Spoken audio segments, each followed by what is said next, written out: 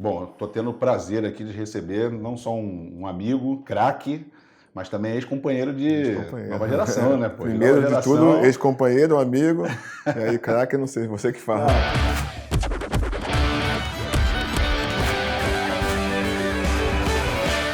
Recém-aposentado. Você é aposentado. Caiu a ficha, assim, pô, parei mesmo, tô aposentado. A ficha tá caindo. pouquinho. De vez em quando, você se pega ainda falando Como jogador. como jogador, como nós vamos, né? Mas, sim, falar a verdade, não sinto saudade ainda, claro. Quando você vê grandes jogos assim, eu vou muitas vezes ao Maracanã, te dá aquela sensação de querer estar ali dentro, mas é uma coisa momentânea, né? E, sim, até porque foi uma decisão tomada com tranquilidade e com consciência. Já estava meio cansado, assim, já dessa rotina de viagem para lá e para cá. Que meu pai sempre diz que jogador de futebol tem duas mortes, né? Uma é quando se aposenta e a outra a morte mesmo. Não, na verdade, o que acontece? Assim, esse lado de concentração, de viagem, assim, eu aguentava bem, né? Eu poderia até seguir, né? Claro que é cansativo, mas eu poderia seguir. Mas principalmente nível de corpo, cansaço do corpo, contusão, você não poder jogar no nível que você imagina, né? Eu depois, principalmente depois da minha operação do tendão de Aquiles, eu fiquei 6 meses parado e realmente Tendão de Aquiles parece que fica enferrujado, né? Para voltar tudo demora. E aí junta tudo, são 23 anos de profissional.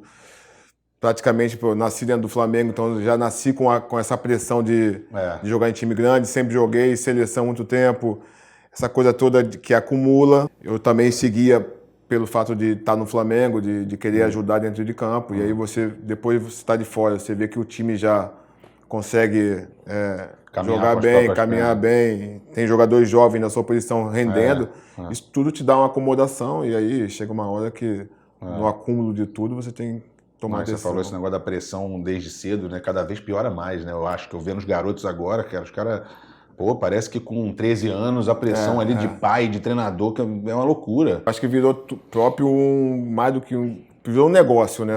Talvez, sim, na época do seu pai e depois na minha, claro que tem a diferença de idade muito grande, mas você jogava bola por prazer, né? Principalmente até chegar no profissional, e depois realmente você fazer a opção de também ganhar o dinheiro.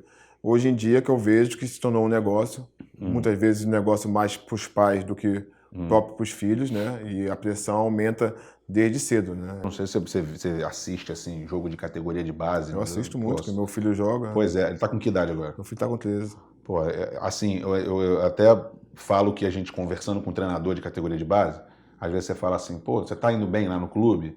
A resposta do cara é sempre assim, sim, nós fomos para semifinal e fomos para final e eu ganhei. Aí o cara, em nenhum momento ele fala, nós revelamos tantos garotos, tem 2 lá magrinhos que são muito bons. Quer dizer, a preocupação virou ganhar campeonato? Dos treinadores, você convive com os pais também, são a mesma mentalidade, é ganhar Os pais também? acima de qualquer coisa, né? A gente, assim, eu com meu filho, eu cobro muito, eu passo muito para ele que ele tem que realmente evoluir a cada mês, a cada treino, a cada ano, para, quem sabe, no futuro atingir um nível de um jogador profissional. Eu acho que é o mais importante de tudo, né? Se ele vai ganhar muito ou vai perder muito, é tudo ensinamento para fazer ele crescer, né? Mas, sim, como eu falei antes, se virou um negócio tão grande, né? E tem pessoas, né? Tem jogadores, né? E tem família ganhando dinheiro antes de chegar no profissional, só com negociação de percentual de passe, assinatura de contrato com o empresário. Então virou um negócio. Então os pais realmente fazem uma pressão muito grande e próprio dentro dos clubes também tem essa pressão de conseguir resultado. Fora que você jogando hoje em dia, ainda mais com a tua idade, né, esses últimos anos, e você vendo zagueiros mais novos, não só zagueiros, de qualquer posição, não sei se você repara a falta às vezes de não ter tido uma base, que é aquela coisa de você saber bater com as 2 pernas, de posicionamento, de tudo isso, porque na categoria de base é o garoto mais forte que joga, então parece que não tem tempo de aprimorar certas coisas, então às vezes Não falta fundamento para alguns desses jogadores, cara? Se perdeu um pouco, né? Se você for pensar, não era para acontecer isso, porque hoje em dia existe uma estrutura muito maior nos clubes do que existia antigamente. Mas tem alguns casos ainda que saem jogadores mais formados, mas se perdeu um pouco desse trabalho. Eu acho que é tudo muito prematuro também. Cada dia que passa, os clubes querem descobrir jogadores mais jovens ainda, porque o mercado pede isso. Então, às vezes, acontece de alguns jogadores não estarem 100% formados ainda e tem que já jogar no profissional. Meu pai falava assim, pô, você tem que ficar lá depois do treino para bater falta. Eu dizia, eu queria, o goleiro não queria ficar, fulano não queria deixar. O Espinosa até falou isso outro dia aqui, acho que foi do neto dele também, que no Grêmio não deixavam. Quer dizer, você quer se aprimorar em algumas coisas, mas nem o próprio clube, nem o pessoal do clube parece que quer ficar lá para fazer essas coisas, né? Não sei se você acompanhou agora a base do Flamengo recentemente, se eles fazem isso, mas o Flamengo, falta um pouco, né? O Flamengo, pela exigência que a torcida tem e também pelo aquele slogan, né, que a gente já conhece de craque Flamengo faz em casa. O Flamengo tem um carinho especial para a divisão de base, faz um belo trabalho, tanto que, né, Vinícius Júnior, Paquetá. São Paulo sempre bem. Tem ganho também, principalmente o Novaldo fez um grande trabalho ali na base. E tem essa atenção, né? Mas precisa também, todos os clubes terem a mesma mentalidade para formar mais jogadores. Você falou, nós estávamos falando da aposentadoria aí. Você pensa mesmo em trabalhar dentro do campo? Eu não quero trabalhar dentro do campo no sentido de ser treinador, né? Não quero isso. Eu quero, assim, um cargo que eu possa ter contato com o jogador e para a parte técnica, né? Parte como voltada no campo. Coordenador técnico, uma parte que volte ao jogo de futebol, uma coisa que eu gosto também, né? Que eu possa ajudar os jogadores a evoluir e o time também, o treinador faça essa intermediação. Já começou? Você está fazendo estágio já lá, né? Não comecei ainda, né? Não começou? Estou dependendo ainda de alguns coisas burocráticas aí para voltar a ser um funcionário do Flamengo. Porque eu estava falando com o Júlio César aqui também, eu estou recebendo um monte de aposentado aqui, em um mês já foram 2, e tudo da galera assim, da mesma idade que a gente pôde ver a carreira inteira, mó barato, e aí ele estava falando também que ele já está um pouquinho mais tempo, né? Um ano, sei lá. Ele parou um ano na minha frente. Um ano na sua frente, e aí ele aquilo... Você tem que, parece que às vezes, pensar em aprender outras coisas e ver o que você vai fazer, porque a nossa carreira é muito... É muito intensa, né? É muito intensa e pouco tempo, né, cara? Ela é curta, né? E te consome muito, né? Te tira todo esse tempo aí de aprendizado de uma outra coisa, te consome no futebol. Isso é uma coisa, a parte de coordenador, essa coisa é a coisa mais... para agora, que você pensa já em fazer imediatamente, né? Não, assim, o acordo que tem é justamente para começar um estágio, né? Assim, por mais que você fale, jogou futebol há tanto tempo, conhece o clube, mas é uma outra coisa, né? Lá de fora é um outro departamento, então até o final do ano, principalmente, fazer um estágio para aprender, né, como funcionam as coisas de fora de campo, todos os estágios que tem que ser feito dentro do clube, né, em todas as áreas. Para, acho que ano que vem, já começar já com o cargo, sim. Mas fora isso, você já pensa assim, tipo, já começa a pensar, daqui a alguns anos eu queria, sei lá, quero ser presidente de clube, eu quero fazer palestra, eu quero, sei lá, alguma coisa assim, abrir um negócio. Não, eu sim, vou me jogar nessa nova função agora, né, para me capacitar também, para ajudar, como eu ajudei dentro de campo, ajudar fora de campo, né. Eu com o Alan, né, com o Alan Espinosa, a gente desenvolveu agora um projeto de um camp meu de futebol, né? Legal, eu vi. E a gente já começou, a gente já fez um em Miguel Pereira, foi muito legal, né? Esse contato com a garotada. Então é um projeto que a gente vai paralelamente tocar para frente, né? E vamos se segurar nesses 2 projetos. Mas é legal. Eu, falando em Alan agora, falando da nossa amiga Fanny, que está aqui, me contou aqui uma história da festa que fizeram, que você chamou de a maior trairagem da tua vida. Como é que foi isso? Conta aí. Cara, Júnior, foi uma história longa, porque o que aconteceu?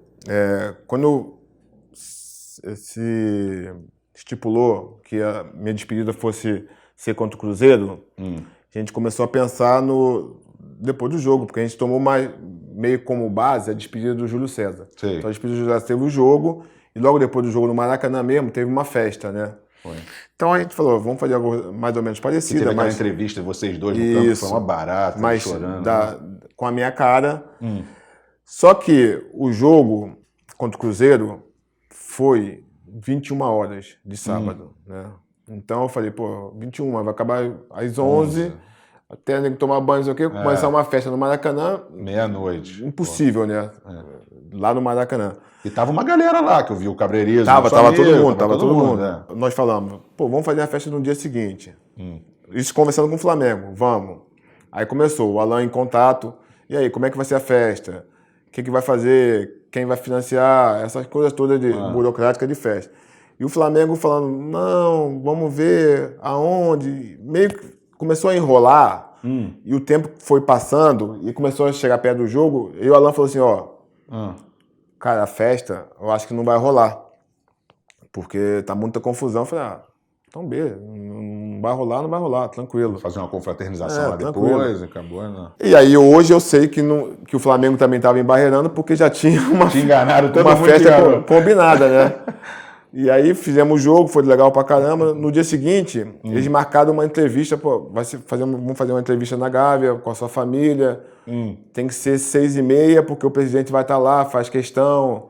E pra ser uma coisa legal, eu falei, beleza, vamos lá. Inventaram uma coisa pra você não dizer não também. Né? E aí, até que na festa eu fui com a camisa do clube, né? Fomos todo mundo pra festa, a família... Só que a família já sabia? Minha família também não sabia. Também não sabia? Ninguém sabia de nada. E aí chegamos no caminho, o Alan tava comigo no carro, e aí eu lembro que eu comentei assim pro Alan, falei, Alan, ainda bem que não teve festa. Aí ele, por quê? Falei, cara, aí ele ficou desesperado. Ontem dormi pouco, tô cansado, imagina se tivesse uma festa agora, eu ia ter que convidar um montão de gente, maior estresse, não sei o quê, graças a Deus. Ele já ficou tenso no carro. Alan então, que é todo cheio de coisa, né? Aí chegamos na Gávea lá e aí já tava tudo preparado, né? Quando nós subimos aquela escada ali onde tem a estátua do teu pai, né? Subimos uma escada e na loja do Flamengo logo do lado. E aí levantaram a grade da loja, estava todo mundo lá e foi uma surpresa. Quando você olhou aquilo dali, você fala, pô, legal. Foi até a ficha cair, porque você... Sim, eu realmente pensava que fosse uma entrevista, né? E aí eu vi que quando eu subi a escada, anunciou a minha chegada, e eu olhei para a loja, tinha muita gente. Falei, você falou, pô, entrevista com plateia. O Flamengo provavelmente selecionou alguns torcedores e vai fazer essa entrevista no meio de todo mundo. Aí foi subir na grade...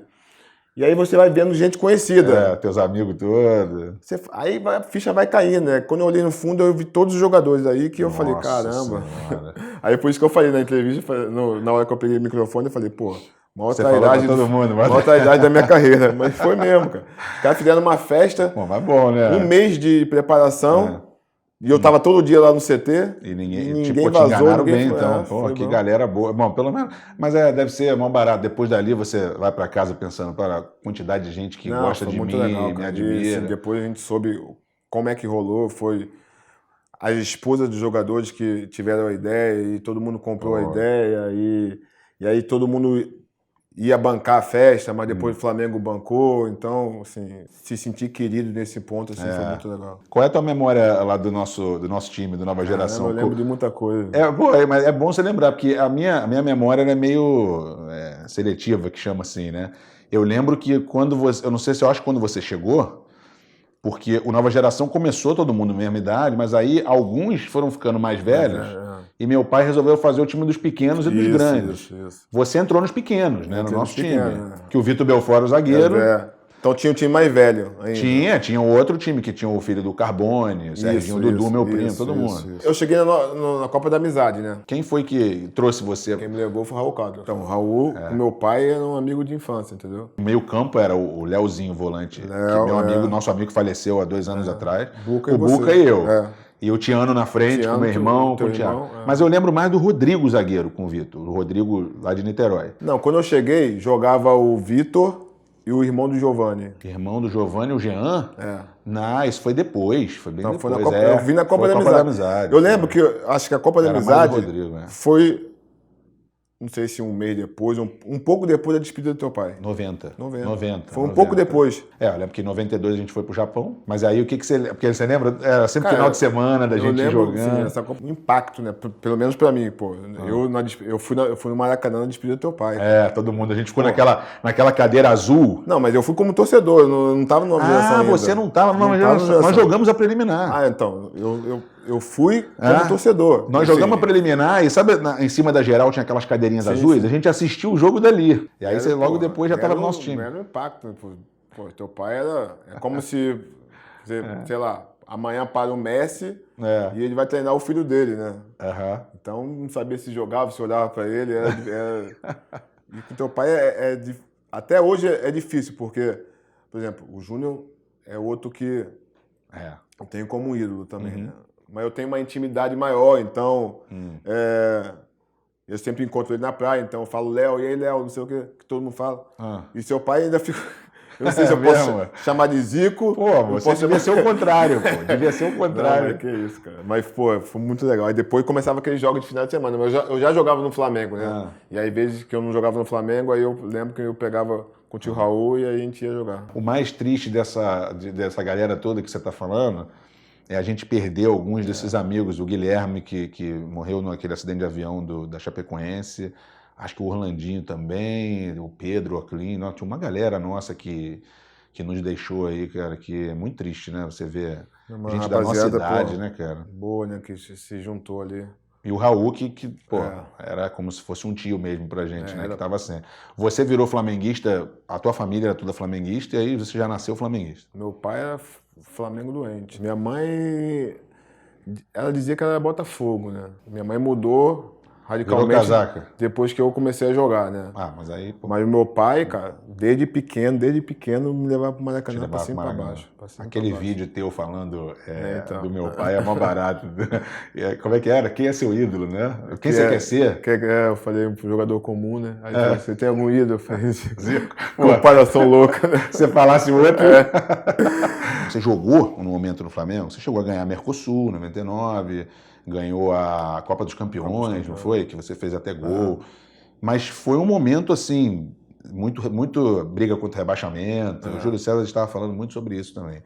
E aí você passar por isso tudo, voltar anos depois, isso foi um incentivo meio que, tipo, para você voltar e ver o Flamengo diferente, você poder ter a experiência de jogar num Flamengo diferente, entendeu? Que não era da tua época, tinha muito atraso de salário, aquelas loucuras todas. Sim, mais do que isso, assim, claro, eu tinha um desejo de encerrar minha carreira no Flamengo, né? No meu clube de coração, mas eu sentia que eu queria dar minha contribuição ainda para esse novo Flamengo, né? Eu sentia que eu poderia ser útil, não só dentro de campo, mas, sim, eu acho que nessa minha volta, talvez 50% eu tenha contribuído dentro de campo, mas outros 50% eu contribuí fora, né? Questão de continuidade, eu não joguei muito, né? Muitas partidas, principalmente fora de campo. Ajudar o clube a mudar essa mentalidade, graças a Deus nós conseguimos mudar esse perfil que tinha, né? E hoje o Flamengo é uma referência no Brasil, né? E já está virando referência até para fora do Brasil. Você vê hoje nós temos um treinador multicampeão, campeão, mas de Portugal, que aceitou esse desafio pela grandeza do Flamengo. A gente já vê jogadores brasileiros consagrados na Europa que querem voltar e que voltar para o Flamengo. Então, acho que eu feliz de ter dado essa contribuição, né? Eu sei que o carinho que a torcida tem por mim, assim, eu agradeço muito. Até porque, cara, eu não joguei o auge da minha carreira no Flamengo, né? Eu joguei muito novo, né? Saí daqui muito novo e voltei muito velho. Então, meu auge todo foi longe daqui. Mas por isso que eu perguntei, que é um momento de turbulência no Flamengo naquela época. Aquela época era braba, né? E o pessoal pedia para você contar a história, às vezes, lá no Flamengo, tipo... História trágica. Agora? Recentemente, assim, você contava alguma história, tipo... O Júlio contou mais, né? Que o Júlio gosta de falar, né? Quando ele voltou, ele contou mais. Mas de vez em quando, assim, eu peço a palavra e realmente não é legal muito, assim, saudosismo, você ficar comparando com o passado. Mas de vez em quando é bom para você mostrar que existiram períodos piores, entendeu? A condição que eles têm hoje lá é outra coisa. E muitas vezes, às vezes, que se fala, torcida, cara, tá muito melhor e outra coisa, Flamengo, cara, a pressão vai existir sempre. Porque eu perdi a conta aqui olha, Sávio, Atirson, Pet, todo mundo veio aqui, eles falavam daquela época. Não, aquela época... 8 meses, eu achava que era 5, 6 meses, 8 meses, salário atrasado. Flamengo devendo, sei lá, 500, 800 milhões, eu não lembro quanto A estrutura, né? Pô, hoje você chega lá, aquele CT, por isso impressionante, que, né? sim, aí eu olho para trás e falo, poderia até... Teve outros jogadores que até ganharam mais do que essa geração no Flamengo, né? Mas eu acho que a gente ganhou o que dava para ganhar, o que era possível, fez né? até muito. O que era possível naquela época. Pô. E eu acho que o próprio torcedor reconhece isso, né? Hoje, olhando para trás, reconhece isso, a dificuldade que era. Não, o Júlio César mesmo foi ídolo, mais salvando de rebaixamento do que outra coisa, né? Claro. E outra coisa, a gente era também muito novo, né? Se fosse pensar mesmo assim, trazer para os dias de hoje, os meninos mais novos têm menos obrigação do que o pessoal mais velho, né? E naquela época a gente também, mesmo novo, a gente tinha que botar a cara ali muitas vezes porque a pressão é enorme em cima da gente. Você falou do teu auge, foram quantos anos de Europa? 10. Contato 10, né? 5 no Bayer Leverkusen. 5 no Bayer Leverkusen e 5 na Roma. Depois na Roma. Mas onde você foi ídolo mesmo foi na Roma, né? Não é só o ídolo com a torcida, mas também com o que você conquistou, quem você era ali. Não, assim, eu joguei uma Copa do Mundo defendendo o Bayer Leverkusen e uma Copa do Mundo defendendo a Roma. Então, assim, em termos de atuação, eu acho que até que em Leverkusen eu consegui jogar mais quantidade e qualidade, assim, equiparando com a Roma. A Roma teve um período que eu me machuquei muito, eu fiquei de fora. Engraçado, a percepção que todo mundo tem é o Juan da Roma, sabe? Então, mas o futebol italiano, seu pai jogou lá, te dá isso aí. É aquela coisa, aquela cultura dele, aquela paixão do futebol italiano, te dá essa... Te eleva o patamar, né? É uma coisa de referência, assim, o Aldair, o Juan. Que na Alemanha você não tem. A Alemanha é aquela coisa fria, aquela coisa mais profissionalismo mesmo, então... Lado da imprensa não é muito forte, mas eu era mais novo na Alemanha, assim, com o Lúcio, né? Com o Lúcio, praticamente eu me machucava muito pouco, então eu joguei muitos jogos pelo Bayer Leverkusen, joguei acho que quase 50 jogos a mais em comparação com o da Roma. Mas claro, na Roma eu cheguei mais maduro, cheguei já com uma Copa do Mundo nas costas, um time muito mais forte, melhor, né? E um futebol mais atrativo, né? Diferente. E aí pareceu muito mais. Mas eu acho que minha carreira, no geral, foi bem balanceada. Eu acho que distribuída. Pude jogar bem em todos os clubes de todas as fases que eu passei. É engraçado como, eu estava até falando isso, meu pai, ele é aquela coisa o maior jogador que não ganhou Copa e não sei o quê, sempre falam disso. Agora vai ter o Messi, Cristiano Ronaldo, mas você teve outros, Van Basten, Platini, tantos que não ganharam, mas ele ficou com aquela... E eu tava falando até pro Júlio César, vocês, como não tem aquela coisa de, sabe, tipo, igual meu pai, aquela coisa do Zico não ganhou, a gente até esquece. Eu não sei porque, quando o Júlio César veio aqui, eu não lembro, pensei assim, pô, ele foi campeão do mundo, aí depois eu lembro, não foi. Vocês dois foram ídolos, e aí vocês não têm esse peso, assim... que as pessoas colocam muito em cima de alguns caras, mas... Na verdade, seu pai foi a referência de uma geração, sim, né? Sim, quando fala seu pai, fala também em torno daquela geração. Então, mas ele, sem dúvida nenhuma, foi o melhor jogador daquela geração, de muitos anos, né? Então, ele carrega esse de ser... Como o Messi está carregando hoje. Atrás do Messi tem vários grandes jogadores, mas... Ele é o sinônimo daquela relação. Mas isso também é uma prova de o quanto vocês foram, assim, o carinho que as pessoas têm, porque a impressão que dá, vocês jogaram muito com alguns dos que ganharam, né? Muito tempo com o Ronaldo, com o Ronaldinho Gaúcho e tal. As pessoas confundem muito. Confundem, eu juro, às vezes eu pensava assim, nossa, qual foi o ano que o Juan estava na seleção do Penta, sei lá, e aí confunde, né? Isso é uma coisa que traz assim, eu queria ter ganhado na Copa do Mundo, é a coisa que mais... Queria ter ganho, todo mundo queria ter ganho, ainda mais uma Copa do Mundo, eu acho que fica marcado na história do futebol mundial, até porque são poucos jogadores que conseguiram isso, né? Mas, sim, são coisas que acontecem no futebol. Acho que né? você disputar uma Copa do Mundo pelo Brasil já é uma coisa difícil. Muito difícil, né? Ganhar são os privilegiados que conseguem ganhar, é tudo numa competição que dá certo, né? Mas, sim, lamento de não ter ganho, mas ao mesmo tempo sinto orgulho de também ter jogado tanto pela seleção. Talvez eu nem sei se te falar aquela coisa de queria ter ganho e jogado, sei lá, 15 partidas ou não querer ter ganho e ter jogado as 80 que eu joguei? Não sei te responder também. Meu pai perdeu um jogo oficial em, sei lá, 12 anos de seleção. Vai fazer o quê? Assim, só quem vive, só o jogador de futebol que vive na seleção sabe quanto é um privilégio e passar muitos anos lá é pra poucos, né? Não, cara, principalmente anos 80, 90, 2000 um pouco mais, mas assim, anos 80 e 90, a quantidade de jogadores, craques, referência do time, que nem sequer jogaram Copa do Mundo. Você conhece alguns, né? O Alex não jogou Copa do Mundo, Djalminha não jogou Copa do Mundo. É tanta gente, cara, que você fica pensando, cara, tem que ser, a gente é privilegiado mesmo. Não, privilegiados são que jogam. Titular, né? Com certeza. Titular. No meu caso do Lúcio, nunca tinha tido na história da seleção brasileira... Repetido, né? Repetida a dupla de zaga. Uma dupla de zaga, 2 Copas do Mundo, né? Qual foi das duas a mais...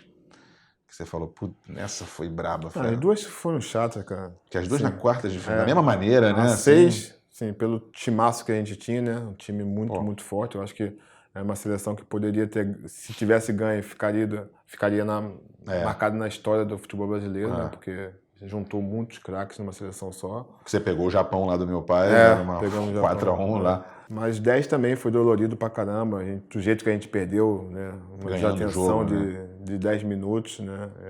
Eu também senti mais de 10 do que de 6, porque na de 10 eu já era um dos mais velhos, então sabia que seria a última oportunidade, né? Mas é sempre igual, né? Não tem jeito.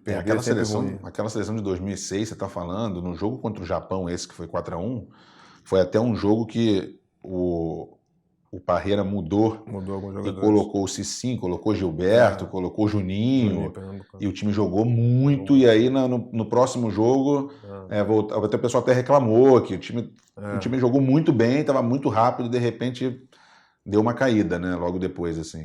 Mas também, depois que perde, todo mundo reclama, fica tudo mais fácil. É difícil. Como é que você está vendo, assim, esse momento? Porque mesmo na tua época, você olhava para a seleção brasileira, você vê pelo menos, assim, 5 caras que podiam ser eleitos o melhor do mundo, né? Fora os outros. E hoje é muito difícil. Você tem ali o Neymar, que é um craque reconhecido, e mesmo assim as pessoas duvidam muito e tal, falam muito dele, apesar de todo o talento. E o resto são bons, ótimos jogadores que jogam em clubes, mas não tem aquela... É uma outra geração que eu acho que não conseguiu ter o mesmo nível de, sabe, de ídolos que a gente tinha antes. Como é que você vê hoje em dia a seleção brasileira? Já começa uma geração que não atuou muito no Brasil, né? Então conta negativamente para eles, né? Eu acompanho muito futebol europeu. Novo, né, que você tá falando. Atuaram pouco, né? Você vê o pessoal que tá lá, já tá lá faz tempo. O William. O próprio Coutinho. O Oscar antes, que estava lá um tempão. São jogadores que saíram muito cedo do Brasil. Então eles já perdem um pouquinho dessa identidade com o torcedor que faz o torcedor acreditar mais neles, né? Eu acompanho muito futebol europeu, são todos jogadores de primeira linha, nos clubes, muita moral e prestígio na Europa. Eu acho que essa oportunidade da Copa América é uma oportunidade muito boa para realmente a seleção ganhar sem o Neymar. E para a autoestima daqueles jogadores elevarem, para quando voltar o Neymar, ter mais opção de jogadores para decidir a partida, né? Eu acho que são todos capacitados, eu acho que, sem dúvida nenhuma, eles têm condições, né, de serem protagonistas na seleção também, basta as coisas acertarem. Eu acho que, como eu volto a falar, nessa Copa América a gente tem essa chance. Porque o nível, todo mundo fala assim, o nível das outras seleções aumentou, não sei o quê, mas eu não acredito. Eu acho que não, eu acho que o mundo ficou meio... Não, tá parelho, você pode realmente perder tem várias seleções que você pode perder. Mas eu ainda acho que a seleção brasileira é muito forte. Dificilmente eu vejo um time que vai a campo contra o Brasil e domine o jogo e dê muita dificuldade para o Brasil. Agora, futebol... Na Copa América, então... Pode acontecer de tudo, América, né? A única seleção que eu vi assim foi o Uruguai, que está... Né, uma boa seleção, mas o Brasil já pegou o Uruguai dentro do Uruguai mesmo, deu 4-1. Então, acho que a seleção é uma seleção muito forte. A gente, assim, futebol brasileiro, o povo brasileiro é um povo muito difícil nesse aspecto do futebol, né? Ou eles acreditam muito absurda. E nós somos total favorito e eles não veem ninguém na frente, ou a gente não acredita nada e nós somos o pior do mundo, né? Eles são bem acostumados, né, de pressão. Flamengo e seleção brasileira não tem nada pior. Flamengo acho que em clube é meio que representa a seleção brasileira nas seleções, porque assim, uma exigência absurda. Eu acho né? assim, como é uma coisa de clube, né, diariamente é até pior, né? Eu acho que depois que o cara se acostuma a jogar no Flamengo, qualquer coisa ali pra ele é fácil. É fácil, né? Vem cá, eu tava lendo que o Júnior Baiano ele tem 33 gols, não 32? Nós dois. 33. Que uma vez eu vi 32, depois eu vi que ele fez 33. Eu vi que estavam empatados em 33, eu acho, e tiraram um gol de cada um, que estava errado. Pô, você perdeu essa artilharia de zagueiro do Flamengo. Porque eu tô te falando isso porque você falou, primeiro que estava empatado, aí depois disseram que ele tinha um gol a mais. Não, tá empatado. Então pelo menos você tá ali... Cara, esse gol que eu fiz foi ano 2017. Que é o gol que acharam? Gol do empate. Ah, o gol do empate. Com o Júnior Bacana. Eu falei, caramba, tem mais um ano de contrato, tinha acabado, ia renovado, falei, tem mais um ano de contrato, não é possível que não vai sobrar uma bolinha na minha frente. Porra. Cara, e as coisas foram andando. Daqui a pouco me machuquei, daqui a pouco eu operei. Eu falei, caramba, não vai dar. Pô, tive o próximo pênalti, aí deixa eu bater, pelo amor de Deus. Não vai dar. Cara, mas sim, claro que seria um orgulho, né, tá na frente, né, sozinho, mas ao mesmo tempo, se tivesse que estar empatado com alguém, eu acho empatado com o Júnior Baiano é maior prazer também.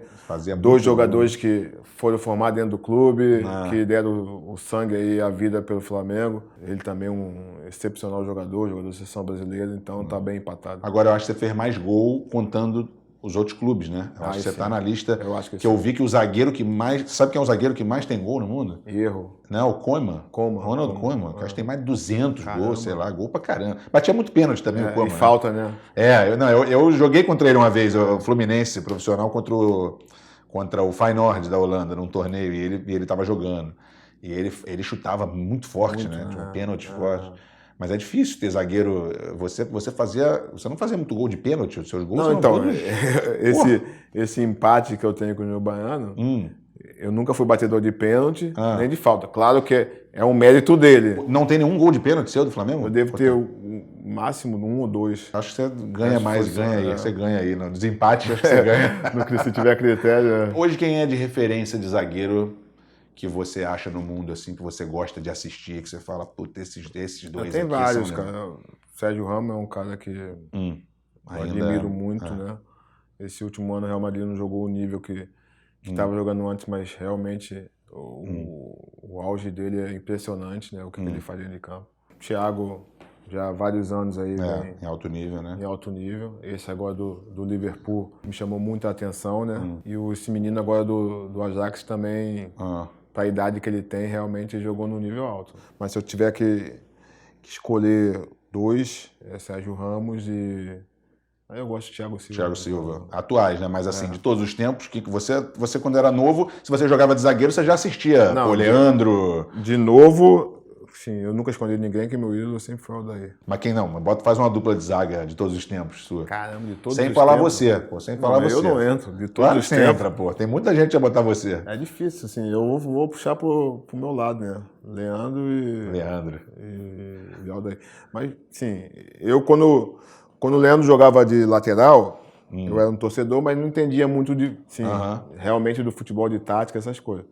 E todo mundo fala que ele foi o maior lateral direito da história do futebol brasileiro. Eu brinco, meu tio Edu sempre brinca comigo. Faz a seleção de todos os tempos. Aí, lateral direito, Leandro. Zagueiro central, fala, Leandro. É o único que aparece 2 vezes. Caramba, eu lembro que eu fui no jogo Maracanã uma vez, cara. Ele machucou o supercílio. Abriu. Daí meteu um negócio aqui, não podia cabecear. Nem cruzava na área, ele...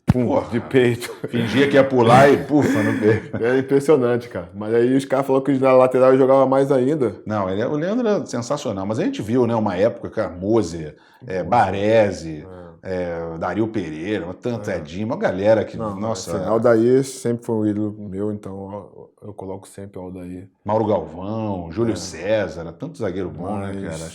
Teve muito. Eu acho que Leandro e Aldair. Não tá ruim, não. Deixamos o nosso amigo Moser ali do lado para esperar. Agora, vem cá, a gente discute muito que no futebol hoje principalmente no Fluminense, você está vendo o Fernando Diniz fazendo muito isso. Essa coisa que eu acho que para zagueiro, para lateral, é uma coisa de maluco. Essa coisa de sair jogando, que não dá chutão. Eu sei que o conceito até pode parecer bem legal, mas eu fico vendo, não sei, eu queria saber a tua opinião sobre isso, porque eu fico vendo, às vezes tem 15 minutos de jogo e o outro time já teve 3, 4 chances contra o Fluminense sem ter criado uma jogada, só pressionando. Então, me parece que não faz sentido, às vezes, para mim, se um lutador, se você tá no meio das cordas e o cara tá te socando, ou você tem que sair dali, né? Você não vai ficar chamando o cara e abrindo a guarda para ele. Então os caras começam a tocar e fica uma coisa. O goleiro do Catar agora perdeu a bola daquela maneira. Não é mais fácil dar um chutão, cara? Não é? Quando você vê, não te dá. Sim, eu não sei quais são as condições de pensamento do Fernando Diniz, porque eu nunca trabalhei com ele, mas eu acho que tudo na vida e no futebol não é diferente, é o equilíbrio, né? Você não pode arriscar ao ponto de tomar um gol, né? Porque você quer simplesmente sair jogando. Porque tem hora que não dá. Que não pode chutar. Acho que o Barcelona chocou o mundo, né, um tempo atrás com esse tipo de jogo, né? E eles fazem muito isso ainda. Mas é uma situação que... Não requer talento. Barcelona, você tem praticamente 11 craques. Seleção mundial, né? Uma seleção mundial. Você tem um goleiro que, em termos de passe, ele é melhor do que 78 zagueiros. 90% dos zagueiros aqui do Brasil. E muitas vezes, o que acontece quando você força essa saída de jogo? Você chama o adversário para o seu campo, para realmente querer roubar essa bola, e você com qualidade sai, que te faz, quando a bola chegar nos homens da frente, eles estarem com muito campo pela frente, muito espaço. Esse é o conceito, a teoria. Numericamente, 4 contra 2. Isso, para você poder fazer as jogadas, né? E realmente, se você vê o auge do Barcelona, eles faziam muito isso, né? Eles chamavam o adversário no campo, eles iam e saíam porque eles tinham muita qualidade, e quando a bola caía nos 3, 4 homens da frente, eles transformavam isso em ação de gol. Eu, como um zagueiro, o que eu penso? Se eu tiver que arriscar, né, de jogar, de poder até perder uma bola, mas que quando eu passe, meus atacantes vão até o gol adversário, sem nenhum problema. Agora, quando eu me arrisco e a bola passa aos atacantes e não acontece nada, só está prejudicando a mim, né? É isso que eu estou falando. Às vezes, por exemplo, aí dá no lateral dá no meio, aí eles fazem uma triangulação assim, daqui a pouco junta, tem 4. Aí o cara atrasa para você, que tá quase na bandeirinha do corner aqui do lado, já tem 3 em cima de você. Cara, é a única opção, você tem que chutar a bola pro alto, né? Agora, assim, volto a falar, eu não sei o que acontece, né? Eu não sei o conceito de jogo do Fernando Diniz. É um conceito que me parece até, em termos de estilo de jogo, bem legal, né? Moderno, né? O Fluminense está conseguindo realmente fazer belas partidas, mas eu acho também, sim, isso é uma opinião minha, que no nível que tem de Série A do Campeonato Brasileiro, o resultado também tem que contar. É verdade. Você tem que encontrar um equilíbrio entre dar um belo espetáculo com o resultado. É aquela coisa, né? Do meio para frente, realmente, o pessoal até brinca que o Fluminense ou ele ganha uma partida espetacular, ou ele toma uma goleada. Porque uma vez que ele tenta sair jogando, perde uma bola, toma o gol, aí depois toma outro, já era. Aí depois você... É raro o que aconteceu contra o Grêmio, aquela virada espetacular e tal.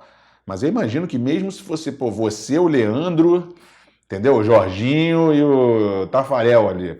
Cara, tem hora que não tem condição de vocês tocarem a bola, né? É difícil. Né? Assim, acho que eu, como penso futebol, é equilíbrio. Tem hora que não tem jeito. É segurança, né? Acho que para um defensor também, você jogar no seguro, e às vezes a segurança te dá um passe entre 2 jogadores, tem hora que a segurança é realmente você colocar a bola para frente. Futebol é bom, mas chega uma hora que de vez em quando tem que dar um zagueiro, ou divã, aquela história do zagueiro, dar um bicão. Assim, eu sempre pensei na minha carreira uma coisa. O que eu vou fazer, quem vai pedir é a jogada. Se a jogada me pede para me matar no peito dentro da área, eu tenho que fazer. Agora, se ela tá me desenhando que eu tenho que tirar a bola para fora e eu vou querer inventar uma coisa, pode dar errado. Só porque pediram para você não chutar de jeito nenhum, é ruim, né? É ruim. Cara, mudando de assunto, vou pro teu projeto social, que você tá com um projeto interessante, né? Fazendo algumas coisas legais aí. Queria que você falasse um pouco. Sempre que alguém faz alguma coisa social para ajudar as pessoas, eu sempre me interesso, porque você sabe muito bem, já tá no nosso Jogo das Estrelas lá, você tem ido há anos, e a gente sempre procura ajudar, então eu queria que você falasse um pouco disso, até para as pessoas saberem aí como podem ajudar. Na verdade, quando eu voltei para o Flamengo, também uma das minhas intenções era começar a fazer um projeto social, ajudar, né, as pessoas, porque aqui eu me sinto mais confortável, que é a minha cidade, eu conheço bem as pessoas. Eu acho que é uma coisa que te requer tempo, né, e interesse, porque você não pode simplesmente só delegar funções a alguém para fazer. A minha esposa também se interessou muito por isso, já pegou muito apego. E aí a gente decidiu começar a ajudar. Então, ela sempre fala que o que a gente mais tem é coração, né? E depois do coração a gente vai tentando encontrar as pessoas. A gente começou a ficar muito próximo à Casa Ronald McDonald, né? Que a gente já ajudou algumas vezes também. Entendeu a causa deles e realmente o trabalho que eles fazem é sensacional. Então a gente começou a ir direto, mais divulgar também as ações deles, trazer alguns jogadores.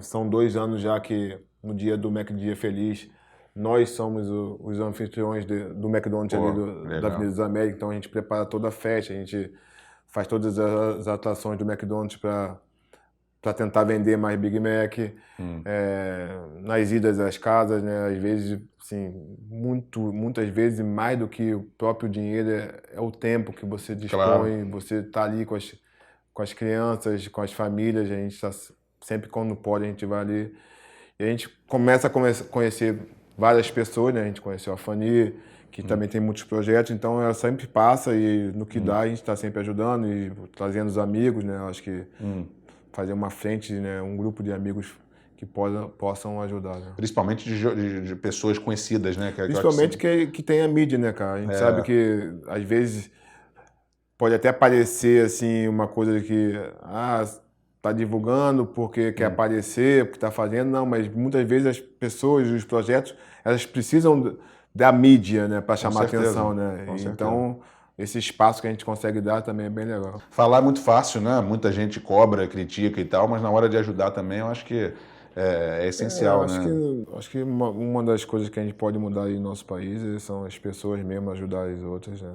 Acho que, claro que o jogador de futebol, né, já automaticamente já ajuda muita gente, né? Com certeza. Todo jogador de futebol, atrás dele tem só de família tem um... A gente brinca que a gente trabalha igual os outros, segunda a sexta, chega no final de semana tem que fazer a alegria de todas as outras todo pessoas. mundo tem pai, mãe, tio, tia, primo, todo mundo que eu conheço sempre está ajudando alguém, então não deixa de ser também um projeto social dentro da família.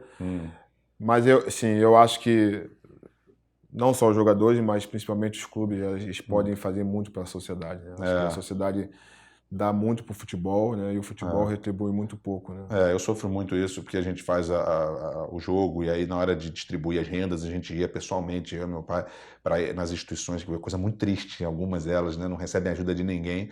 E aí você pede a imprensa para ir com você e nem sempre você é atendido, porque ali não vai ter nenhuma polêmica, não vai ter nada, ali é simplesmente você ajudando. E não, às vezes as pessoas não querem ver isso, engraçado, né? E a gente sempre pede.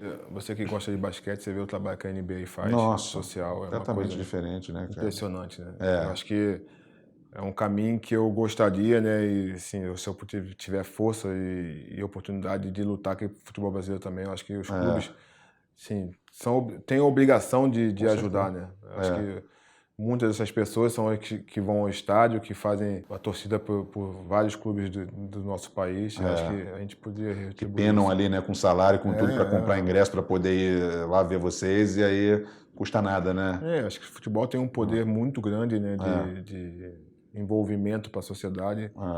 Ele precisa olhar com carinho com essas pessoas. Mas é que o americano entende bem que atleta, principalmente, aqui no nosso caso é futebol, lá é basquete, futebol americano, e músico, principalmente, são a referência dessas crianças, entendeu? Que são os que mais são os ídolos, né? Então, é diferente de um empresário ir ali falar e tal, é legal, mas quando o garoto vê um ídolo dele, alguém que é jogador, é completamente diferente, né? É bem impactante para todo mundo. Falando em música, você que é meio caladão assim e tal, na tua, de que você gosta? Porque eu vi um vídeo na Globo de você tocando gaita lá quando era pequena. Era gaita, não? Aquilo era Flauta, né? Flauta, foi isso mesmo. Depois disso, você gosta de quê? Você ouve o quê, cara? Eu ouço samba. Gosta de um rap, não? Não gosto. Samba, Pagodeiro. Pagode, Sambista. E agora tem um filho adolescente com esse funk aí, de vez em quando fica em casa. Você ouve com ele, não, né? É obrigado a ouvir. O funk, assim, da nossa época é bem diferente da de hoje, né? É muito diferente. Boa. Talvez hoje é mais assim, uma festa para ir com o pessoal para animar do que escutar, né? Mas trabalhando também. Nunca te chamaram para fazer clipe, não? Clipe de pagode, não? Participar de clipe, não? Daqui não a pouco. Agora você tem tempo para fazer. Essa não é minha, com certeza. Meu irmão, muito obrigado por você ter vindo aí. Sucesso aí na tua nova jornada. Tomara que você possa conquistar aí seus próximos sonhos, né? Principalmente no dentro do campo. Para a galera que está acompanhando o canal agora pela primeira vez, curte lá, segue aí o canal para a gente aumentar um pouquinho aí o canal. Mais uma vez, sucesso para você. Obrigado, irmão. Valeu. Estamos às ordens. Falou.